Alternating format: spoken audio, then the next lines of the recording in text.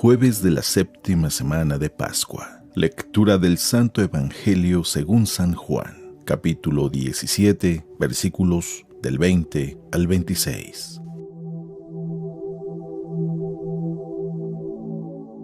En aquel tiempo, Jesús levantó los ojos al cielo y dijo: Padre, no solo te pido por mis discípulos, sino también por los que van a creer en mí por la palabra de ellos, para que todos sean uno como tú, Padre, en mí y yo en ti somos uno, a fin de que sean uno en nosotros y el mundo crea que tú me has enviado.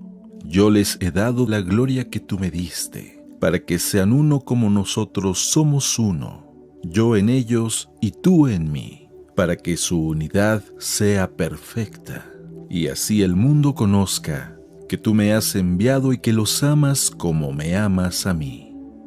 Padre, quiero que donde yo esté, estén también conmigo los que me has dado, para que contemplen mi gloria, la que me diste, porque me has amado desde antes de la creación del mundo. Padre justo, el mundo no te ha conocido, pero yo sí te conozco, y estos han conocido que tú me enviaste. Yo les he dado a conocer tu nombre, y se lo seguiré dando a conocer, para que el amor con que me amas esté en ellos, y yo también en ellos.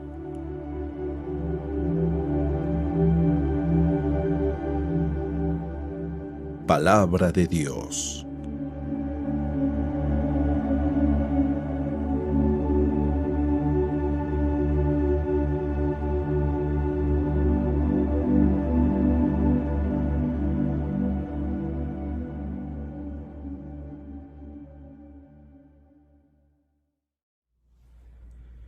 Muy buenos días. Este es un nuevo día y un nuevo inicio para muchos de nosotros. Incluso si prestas atención, podrás observar que las aves se despiertan, se sacuden y empiezan a entonar un nuevo canto. Muchas de ellas no tendrán miedo para abrir sus alas y remontar el vuelo por nuevos horizontes. E incluso las flores nunca se cansan de buscar la luz del sol, como aquella flor, el girasol, que hasta podemos apreciar su movimiento buscando la luz. Si tú prestas atención, desde el momento en que se empiezan a salir los rayos de luz en el horizonte, tú te empiezas a despertar. Te empiezas a mover y en tu interior empieza a surgir una nueva fuerza para salir y conquistar cada día. Lo más difícil es cuando nosotros ponemos resistencia precisamente a eso, a la sintonía de la naturaleza que se levanta cada día para glorificar a Dios.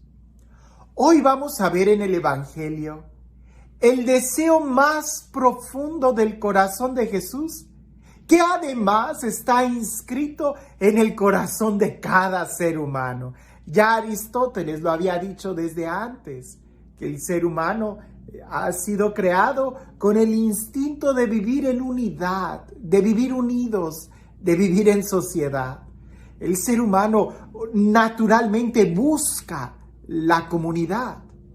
Ahora, de manera espiritual, Jesús lo deja muy claro, expresado en esa oración. No solamente es de que nosotros lo busquemos de una manera natural, sino que además debemos de empeñarnos en que así se haga.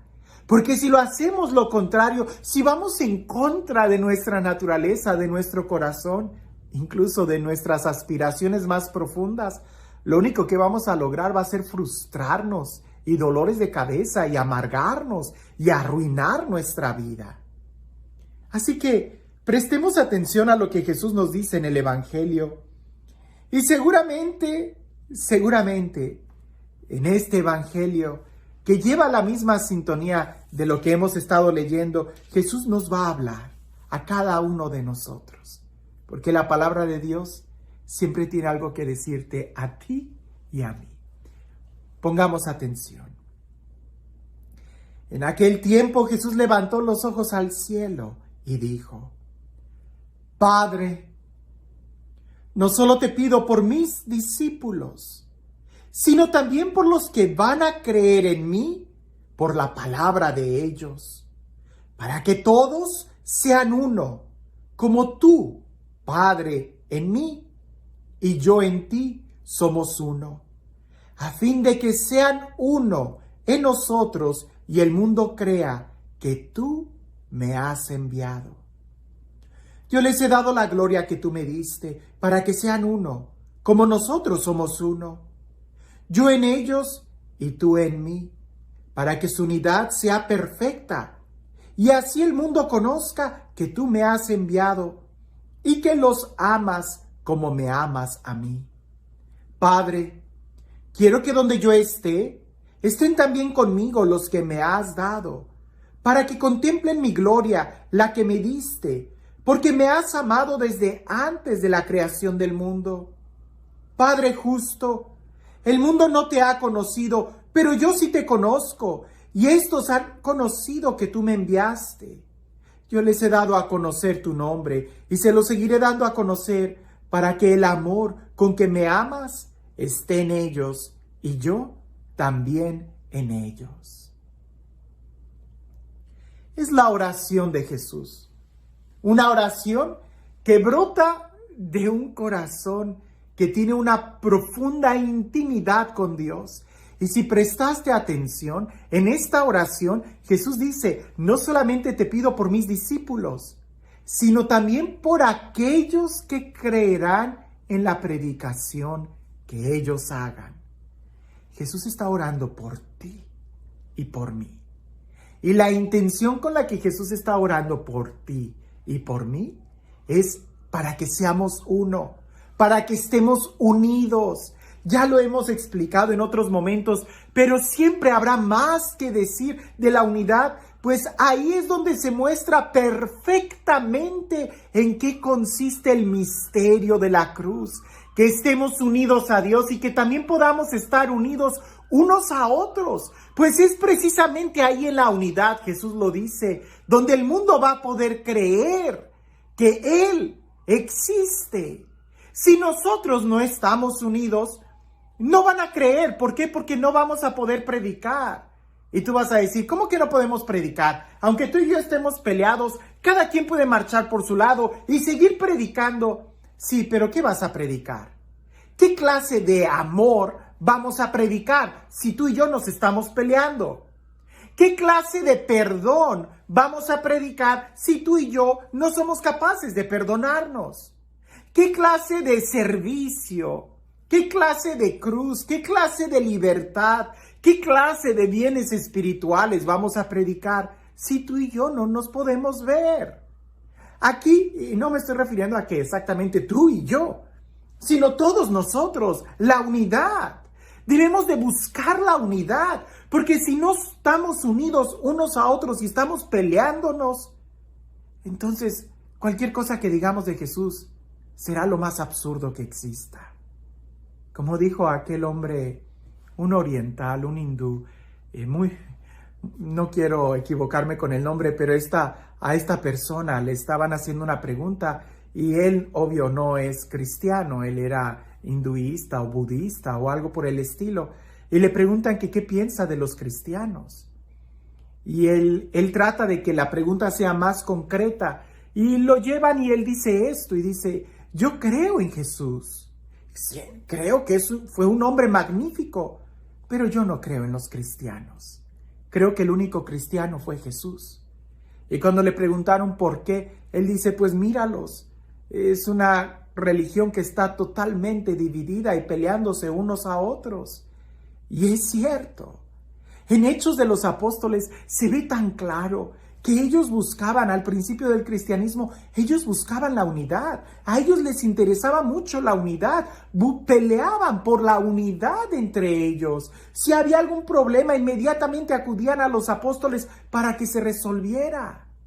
Pero el día de hoy hemos confundido tanto la unidad como uniformidad que no nos damos cuenta que la uniformidad está en contra de la unidad.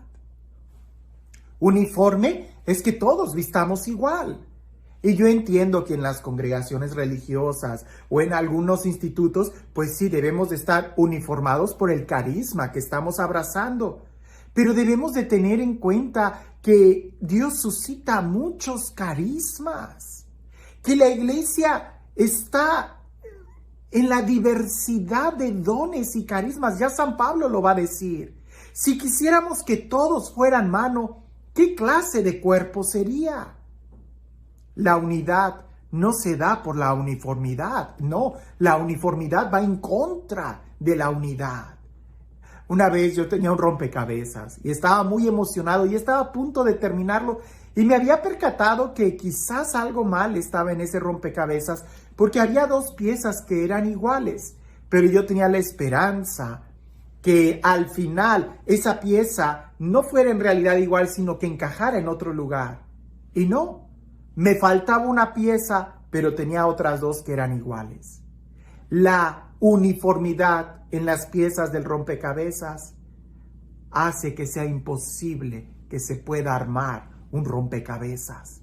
¿Por qué? Porque algunos van a tener que ser orilla, otros van a tener que ser esquina, otros van a ser parte del centro, y eso hace que cada pieza sea diferente. Si todos fueran esquina, no existiría un rompecabezas. Ahora bien, en la vida de los cristianos es así. Si no, ¿cómo podemos perdonarnos? ¿Cómo podemos crecer en el servicio y en el amor si todos fuéramos iguales? Jesús no está pidiendo que todos pensemos igual. Él está pidiendo que estemos unidos. Jesús no está pidiendo que todos sean perfectos e intachables. Él está pidiendo que estemos unidos. Los primeros cristianos enfrentaron muchas dificultades en la teología, muchísimas. Pero todo pudieron pasarlo porque ellos buscaban la unidad. La pregunta para el día de nosotros es que a veces le hemos puesto tanto énfasis a la doctrina o a las costumbres. ¿Cómo es posible que en una misma iglesia haya grupos que estén peleados entre ellos porque tienen diferentes costumbres?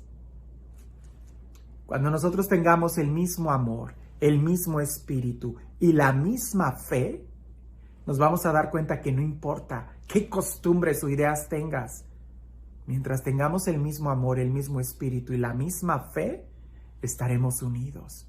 Y el mundo va a creer que, como ya lo he dicho en otro momento, el mundo no va a cambiar por nuestras opiniones, va a cambiar por nuestro testimonio. Y el testimonio que exige o que nos pide Jesús para que el mundo crea es la unidad. Dejemos de pelearnos unos a otros y aprendamos a amarnos, a perdonarnos, a servirnos unos a otros y a poder crecer en aquello que significa iglesia, iglesia católica, que significa universal y no uniformal, no. Somos una iglesia llena de diversidad, pero unidos en el mismo espíritu que Jesús nos ha dado. Y este Dios, el Dios del amor, el Dios de la vida, el Dios de la unidad, el Dios que quiere acercarnos a su corazón, que sea Él quien el día de hoy nos bendiga, en el nombre del Padre, del Hijo y del Espíritu Santo. Cuentan por ahí que había un rabino que siempre el sábado se inspiraba muy bien para predicar en la sinagoga. Pero resulta que en la víspera del sábado, es decir, un día anterior, desaparecía y nadie sabía dónde iba. Pues bien, unos de los hermanos de la congregación se pusieron de acuerdo para espiarlo y seguirlo, y encomendaron a uno, que era bien sigiloso, que lo siguiera. Aquel se puso en guardia y descubrió que efectivamente el rabino, en la víspera del sábado, se disfrazaba de un hombre totalmente diferente. Se ponía jeans, se ponía sombrero, un paliacate y se escapaba. Y se iba a ayudar a una pobre viejecita que era pagana, no era judía.